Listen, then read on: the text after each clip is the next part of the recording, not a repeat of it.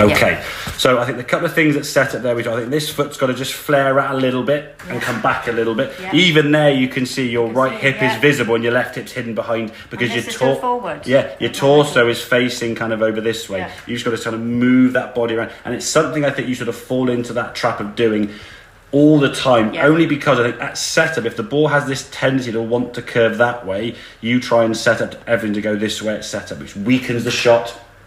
Means your hips are going to be wanting to go the wrong way. It's very hard for you to turn this right side out of the way, which means your wrists now have got to do the job of trying to sort of get the club back there, hence the reason why they go into this sort of extended position, because the more you extend the wrist, the longer you can go back. So you get a longer swing, but completely, exactly, it's weaker. So you want to get that right side back a little bit there so you can get this sensation. Now you can see your belt buckle now is rotated behind.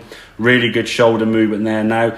Now from here, when you're trying to go out and around, you watch your hips now kind of move up and out the way this way. So you're not really moving into the left side. So your left is kind of moving up into the side. So you've kind of gone here, trying to go high. You've gone whoop, like this, as opposed to trying to move to that left side, and you've got to do that. That will change your low point.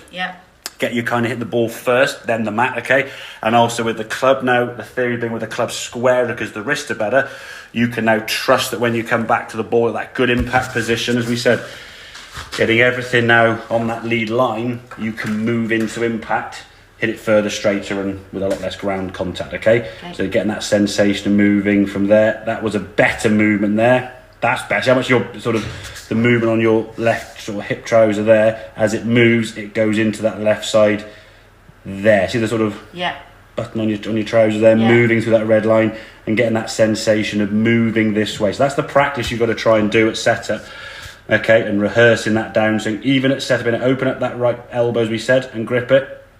There. See the hip now disappear. When you do that.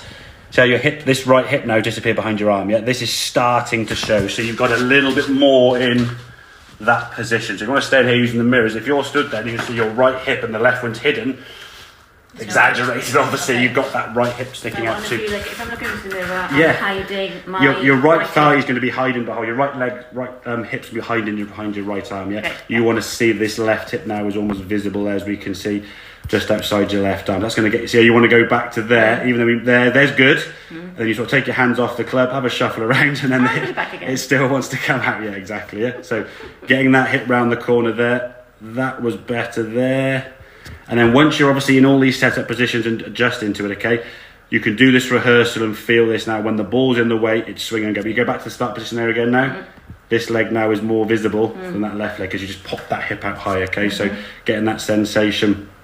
So then you can see now when you come into impact here now, that in fairness, okay, your hands now, we see in the past your hands back here. So your hands now are starting to get on top of the golf ball more. I think there's one that said you're like 1 degree out from being in the green.